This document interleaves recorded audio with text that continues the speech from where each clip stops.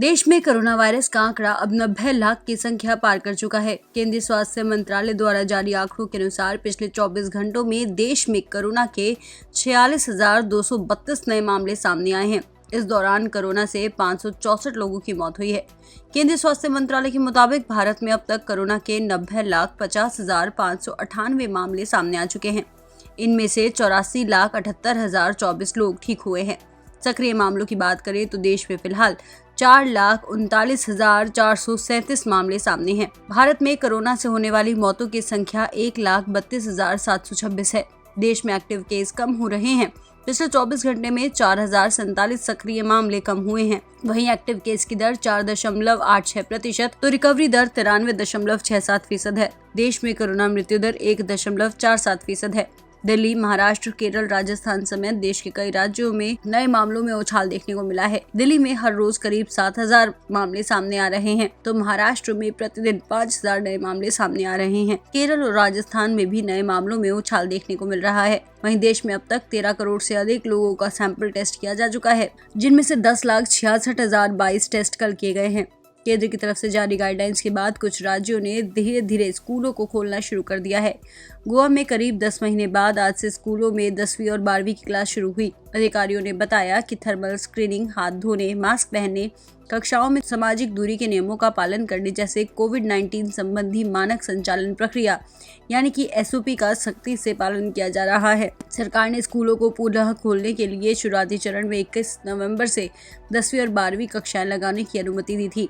वहीं उत्तराखंड के मसूरी में स्थित Lal Bahadur Shastri national academy of administration में 33 ट्रेनिंग ऑफिसर कोरोना संक्रमित पाए गए हैं। राजधानी दिल्ली में भी कोविड-19 के 6,608 नए मामले सामने आए हैं, जिसके बाद कुल आंकड़ा 5,17,000 की संख्या पार कर चुका है। कोरोना से बचाव की तैयारी के बारे में बात करते हुए दिल्ली के स्वास्थ्य मंत्री सत्येंद्र जैन ने कहा कि दिल्ली में 2,644 नए कोविड-19 बेड्स और 260 नए ICU बेड्स बढ़ाए गए हैं। इस बीच हांगकांग ने 3 दिसंबर तक एयर इंडिया की दिल्ली से उड़ानों को बैन कर दिया है।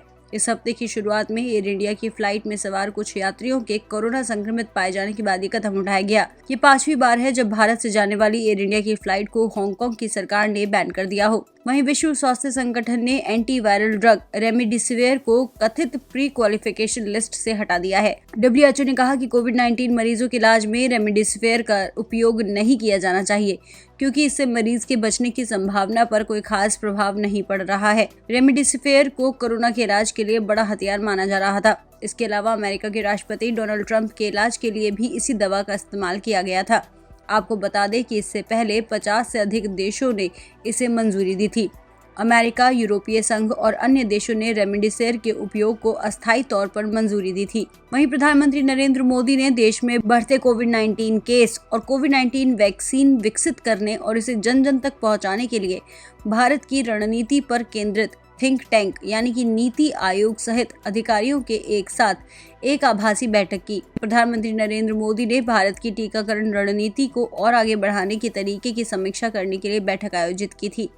उन्होंने कहा कि जनसंख्या समूह के प्राथमिकताकरण, WHO तक पहुंचने, कोल्ड चेन इंफ्रास्ट्रक्चर वृद्धि, वैक्सीन रोल आउट के लिए वैक्सीनेटर के टेक प्लेटफॉर्म को जोड़ने जैसे विभिन्न मुद्दों की समीक्षा की गई है। अमेरिका की दिग्गज कंपनी बायोटेक कंपनी फाइजर और उसकी जर्मन सहयोगी बायोनटेक ने शुक्रवार को अमेरिकी प्रशासन से अनुमति मांगी ताकि जल्द ही कोविड-19 वैक्सीन पेश की जा सके। आपको बता दें कि इससे पहले फार्मास्यूटिकल प्रमुख फाइजर कंपनी ने दावा किया था कि उसकी कोविड-19 वैक्सीन 95% तक प्रभावी है।